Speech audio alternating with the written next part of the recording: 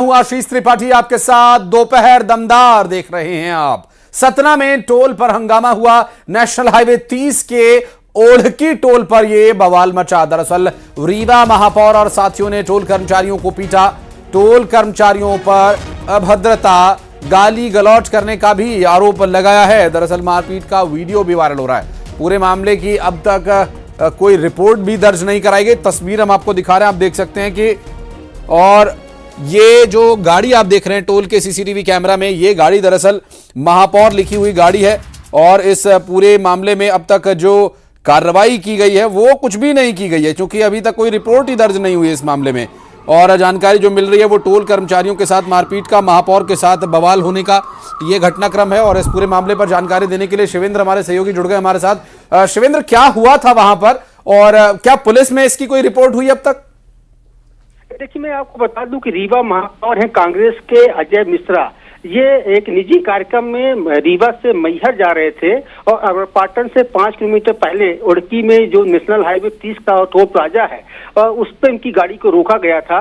और चूंकि उस गाड़ी में फास्टैग नहीं लगा हुआ था, इसलिए जो टोल कर्मचारी हैं उनको रोका, पूछताछ की। लेकिन चूंकि रसूख था, महापौर का था, और उन्होंने टोल जो बैरियर है उनके कर्मचारियों ने देने से मना किया। इसी बात पर लेकर तूतू मैं हुई। टोल कर्मचारी के जो कर्मचारी हैं वो महापौर और उनके कर्मचारियों के साथ में अभद्रता की, जिससे गुस्से में आकर जो उनके जो अंगरक्षक थे और स्वयं महापौर नीचे उतर के झूमा झटकी की, मारपीट की। इसके बाद दोनों में समझौता हो गया और इसके बाद वो बिना टोल चुकाए ही मैहर के लिए रवाना हो गए। इस पूरे मामले की अब सीसी फुटेज टोल कर्मचारियों ने वायरल किया है। हालांकि इस पूरे मामले की कोई शिकायत थाने में दर्ज नहीं कराई गई है। लेकिन शिवेंद्र, कोई प्रतिक्रिया अब इस पूरे मामले पर आरोपियों की तरफ से या टोल कर्मचारियों की तरफ से? देखिए, टोल कर्मचारियों का जो रवैया है, मैं आपको बता दूं कि इसके पहले राजेंद्र कुमार सिंह जो पूर्व विधानसभा उपाध्यक्ष थे और वर्तमान में विधायक है, उनके साथ भी अभद्रता की थी। उनकी गाड़ी को रोका था और उनसे अभद्रता की थी। तो आए दिन कहीं न कहीं इस तरह की घटनाएं उड़की टोल प्लाजा में सामने आ रही हैं। आए दिन विवाद हो रहा है, मारपीट हो रही है।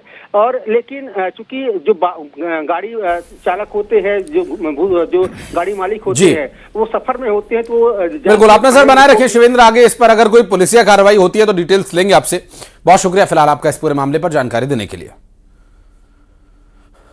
और जबलपुर में श्रद्धालुओं से मारपीट का मामला सामने आया, जहां टोल कर्मचारियों पर मारपीट करने का आरोप लगा और ग्रामीणों ने टोल देने से मना कर दिया था, जिस पर कर्मचारियों द्वारा महिलाओं से भी हाथापाई किए जाने का आरोप है। तिलवारा के सिवनी टोला गांव की यह घटना बताई जा रही है। पीड़ितों ने तिलवारा थाने में इसकी शिकायत दर्ज करवाई है और पुलिस ने कार्रवाई किए जाने का भी भरोसा दिया है।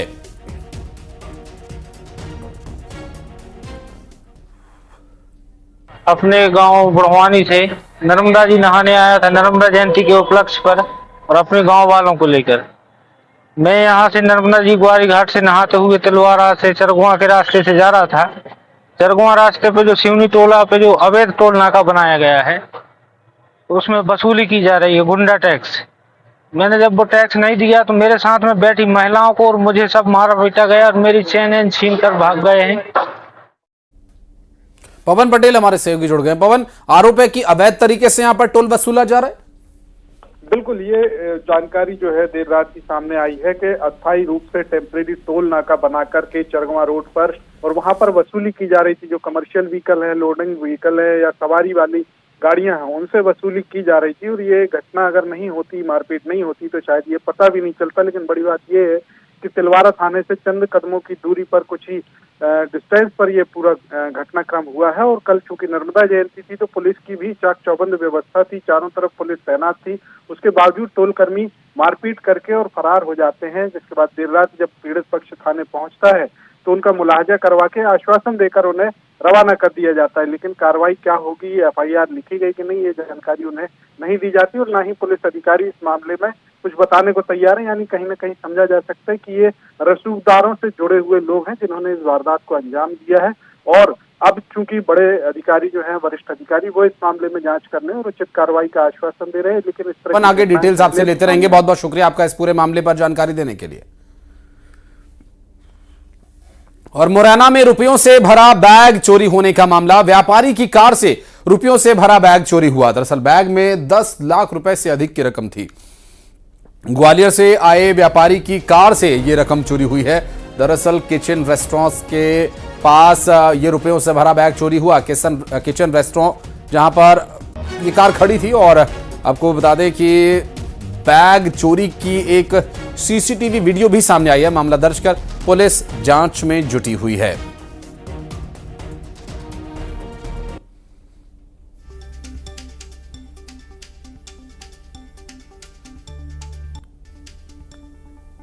और अमित हमारे सहयोगी इस वक्त ऑनलाइन पर जुड़ गए। अमित, एक सीसीटीवी वीडियो सामने आया जिसमें ऐसा दावा किया जा रहा है कि जो आरोपी है वो बाइक से भागे हैं और इसमें नंबर नहीं पता चल रहा है। क्या डिटेल्स मिल पा रही हैं और क्या कुछ कार्रवाई चल रही है अभी इसमें?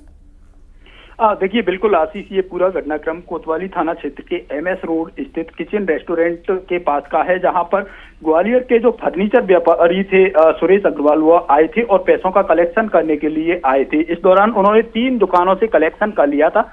लगभग 10 लाख से अधिक जो रुपए की रकम थी उसको बैग में रख करके उनकी गाड़ी पंचर हो गई थी, तो पंचर निकलवाने के लिए जैसे ही पहुंचे थे और उन्होंने जब गाड़ी में बैग देखा तो बैग नजर नहीं आया। उसके बाद जब पुलिस मौके पर पहुंची, सूचना मिली तो पुलिस ने पड़ताल की, इधर उधर सीसीटीवी खंगाले तो उसमें 2 आरोपी बाइक से भागते हुए नजर आ रहे हैं। फिलहाल उनकी तहकीकात की जा रही है कि आरोपी कौन थे और बाइक का नंबर जांच किया जा रहा है कि बाइक के नंबर से इन आरोपियों की पहचान हो सके। लेकिन चोरी और डकैती जैसी घटनाएं आए दिन शहर में घट रही हैं और यही वजह है कि अब फिर से देखा गया है कि एक 10 लाख से अधिक रुपए से भरे हुए बैग को चोरी करके ले जाते हैं 2 बाइक सवार। तो ये कहीं ना कहीं पुलिस की कार्यप्रणाली पर सवाल खड़े हो रहे हैं। जी, बहुत शुक्रिया आपका अमित इस जानकारी के लिए। और धार से बड़ी खबर, जहां धार कृषि उपज मंडी में चोरों के निशाने पर व्यापारियों किसानों का अनाज है अब, और यह अनाज चोरी हो रहा है। दरअसल चोरी की यह घटना एक सीसीटीवी कैमरे में भी कैद हुई है। पेड़ से एक चोर भागता हुआ नजर आ रहा है। आपको बता दें कि यहां पर 28 सिक्योरिटी गार्ड्स होने के बावजूद ये चोरी सब हो रहा है सामान यहां से। और 28 सिक्योरिटी गार्ड आखिर कर क्या रहे हैं?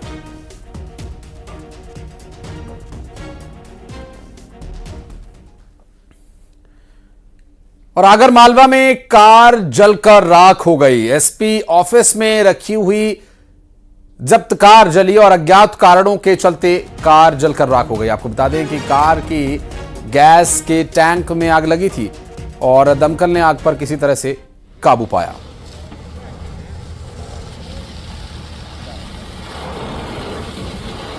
वाहन भंगार पड़ा है, उसमें आग लग गई है। हमारे द्वारा फायर वाहन भेज के और आग पर काबू पा लिया गया है। आग जो लगी उसमें क्या गैस सिलेंडर था कि क्या? एक गैस सिलेंडर था, उसमें आग लगी हुई थी और उसमें जो इसकी गाड़ी के टायर वगैरह पूरी तरीके से जल चुके हैं, जैसे आग। और इंदौर में बच्चों से भीख मंगवाने वाले गिरोह का पर्दाफाश हुआ।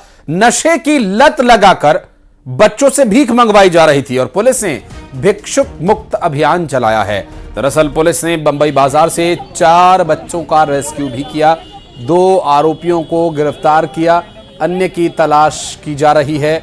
और इस दौरान जो तस्वीर सामने आई वो भी हम आपको दिखा रहे हैं, जहां भीख मंगवाने वाले गिरोह का पर्दाफाश हुआ है। और ये जो बच्चे रेस्क्यू किए गए हैं ये भाग रहे हैं, छटपटा रहे हैं, कूद रहे हैं, लेकिन इन्हें शायद ये पता नहीं है कि किस काली, ये देखिए किस तरह से बच्चा भागने की कोशिश करता है बिल्कुल अधिकारियों के सामने।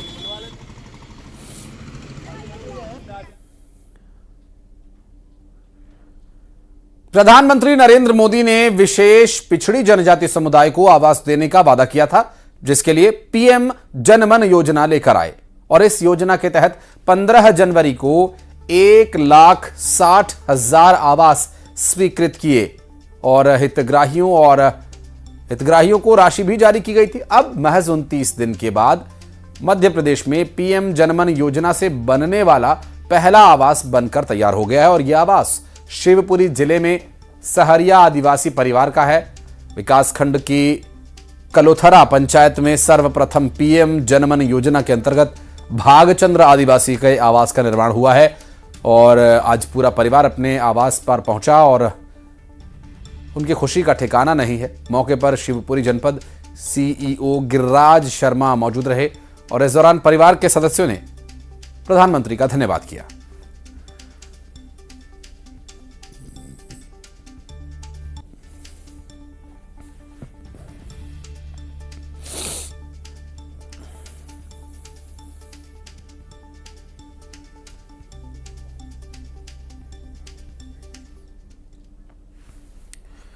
और बुरहानपुर में गर्दन पर काटने वाले बंदर को वन अमले ने पकड़ लिया है और वन विभाग इसका ट्रीटमेंट कर जंगल में छोड़ेगा।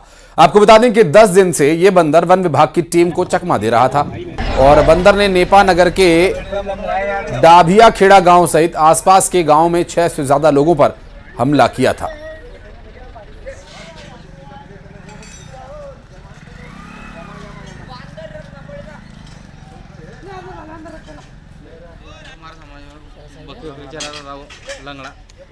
आपको बता दें कि ये दरअसल वही लंगूर है जिसे पकड़ने के लिए वन विभाग ने पूरी योजना चलाई।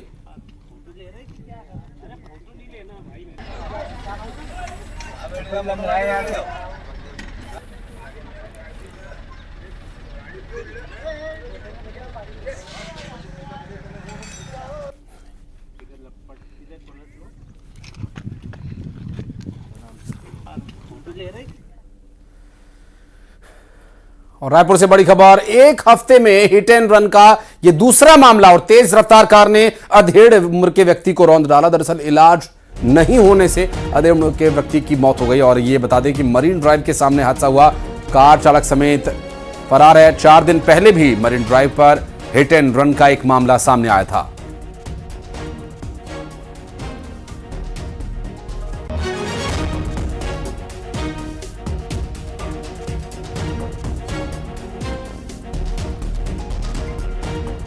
युगल तिवारी हमारे सहयोगी इस वक्त फोनलाइन पर जुड़ गए हैं। युगल, कब की ये दुर्घटना है और हिट एंड रन का ये मामला मरीन ड्राइव पर हुआ? जी बिल्कुल, देखिए एक सप्ताह के भीतर ये दूसरी हिट एंड रन की घटना है। इससे पहले एक व्यापारी को कार ने ठोकर मारकर वहां से फरार हो गया था और अब ये भी दूसरा है। राजकुमार देवांगन है जो गुड़ियारी रायपुर का ही रहने वाला है और ये तड़के की घटना बताई जा रही है और मैरीन ड्राइव पर ही इसमें रॉन्ग साइड में आकर के जो स्विफ्ट कार चालक है उसने जबरदस्त टक्कर मारी है और समय पर एम्बुलेंस नहीं पहुंच सका। उसके बाद बिना उपचार के इसकी मौत हो गई है। अब फिलहाल तेलीबांधा पुलिस है इस मामले की जांच कर रही है और कार इतनी तेज रफ्तार थी कि एक स्ट्रीट डॉग था उसे भी दौड़ते हुए वो निकल गया। गनीमत यह है कि काफी भीड़ भाड़ वाला इलाका है, अगर थोड़ी बैलेंस और बिगड़ती तो कई लोग हताहत हो सकते थे। इस तरह की गंभीर लापरवाही है और वो भी व्यस्तम मार्ग में रॉन्ग साइड आकर के एक कार चालक ने इस घटना को अंजाम दिया है। फिलहाल पुलिस इस पूरे मामले की जांच कर रही है। आशीष, बहुत शुक्रिया आपका युगल इस पूरे मामले पर जानकारी देने के लिए।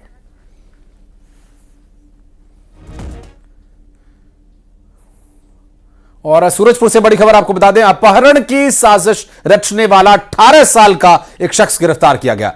प्रेमिका को गिफ्ट देने के लिए उसके पास पैसे नहीं थे और इसके लिए खुद के अपहरण की साजिश उसने रच डाली और यह मामला माता पिता को फोन करके खुद के अपहरण पर 50,000 रुपए की फिरौती मांगी। मोबाइल ट्रेस कर अंबिकापुर पुलिस ने शख्स को गिरफ्तार कर लिया है और अपनी प्रेमिका के प्यार में अंधे हुए शख्स ने खुद के ही अपहरण की साजिश रच डाली और अब पुलिस की गिरफ्त में है। बहरहाल पुलिस क्या इसे समझाइश देकर छोड़ेगी या फिर ये इश्क का भूत इसके सर से उतारा जाएगा, ये देखने का विषय है।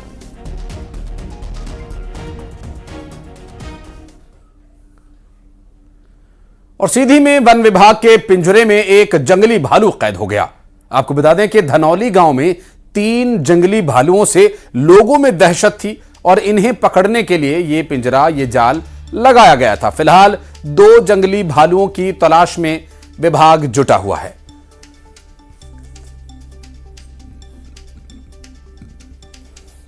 और सीधी से सामने आई तस्वीरें, जंगली भालू इस पिंजरे में आप देख सकते हैं और इसे आबादी वाले इलाके से दूर जंगल में ले जाकर छोड़ा जाएगा और वन विभाग ने कार्रवाई की। 3 भालुओं के इस रिहायशी इलाके के आसपास चहलकदमी करने की बात सामने आई थी, जिसमें से एक को पकड़ लिया गया है। और दिल्ली के जवाहरलाल नेहरू स्टेडियम में हादसा हो गया। जेएलएन स्टेडियम में एक पंडाल गिर गया। दरअसल पंडाल के नीचे दबकर 8 लोग घायल हो गए। फायर ब्रिगेड की टीम को मौके पर बुलाया गया और फायर ब्रिगेड की टीम ने मौके पर मौजूद स्टेडियम की गेट नंबर 2 के पास पंडाल गिरने के बाद रेस्क्यू ऑपरेशन शुरू किया और फायर ब्रिगेड की 2 गाड़ियां मौके पर पहुंची है। स्टेडियम के गेट नंबर 2 के पास ये पंडाल गिरा है। दरअसल ये जो घटना है दिल्ली के जवाहरलाल नेहरू स्टेडियम में हादसा हुआ है और जेएलएन स्टेडियम में पंडाल गिरने पर 8 लोग इसमें दब गए और घायल हो गए।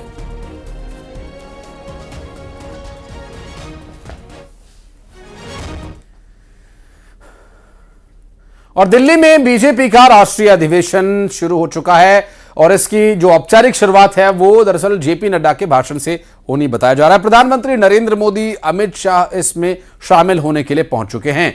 जेपी नड्डा के संबोधन से इसकी औपचारिक शुरुआत होगी। दरअसल मध्य प्रदेश, छत्तीसगढ़ के मुख्यमंत्री भी इस कार्यक्रम में शामिल होने के लिए पहुंच चुके हैं। और बात करेंगे, आपको बता दें कि अयोध्या में राम मंदिर का प्रस्ताव या फिर इस कार्यक्रम के जरिए पूरे देश को विकसित भारत, मोदी की गारंटी, ये 2 प्रस्ताव लाए जा सकते हैं और साथ ही साथ कई मुद्दे जो यहां पर चर्चा में लाए जाएंगे। ये दरअसल वो विषय है जो कि केंद्र की नरेंद्र मोदी सरकार के सत्ता में रहते हुए शुरू किए गए, सफल हुए और इसका लोगों तक लाभ पहुंच रहा है। देश हित में जो काम किए गए उसके बारे में यहां पर पहुंचे कार्यकर्ताओं को विस्तार पूर्वक जानकारी दी जाएगी ताकि वो लोगों के पास जाएं और इस लोकसभा चुनाव में बीते 10 साल में नरेंद्र मोदी सरकार ने क्या कुछ काम किया है, क्या उपलब्धियां, उसके बारे में उन्हें बताएं।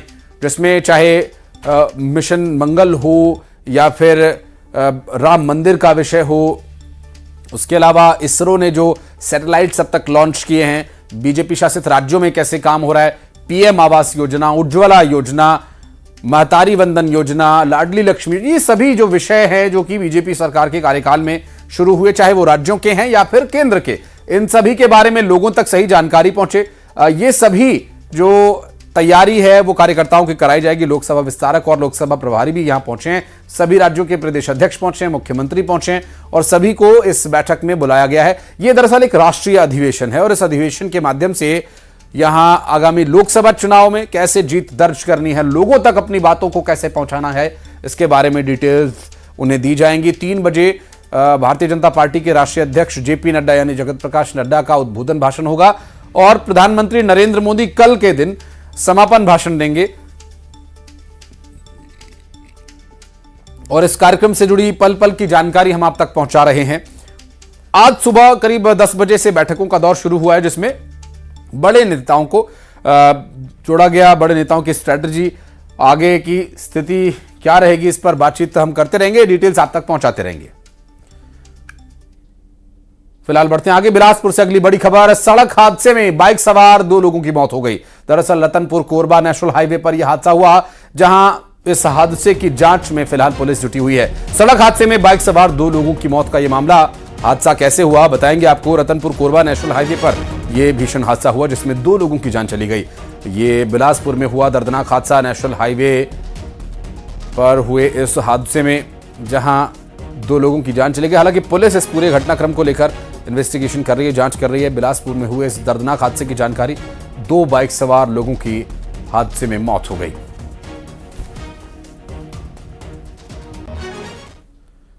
और बढ़ते आगे 20 बड़ी खबरों पर नजर डालेंगे फटाफट अंदाज में। बीजेपी का दिल्ली में राष्ट्रीय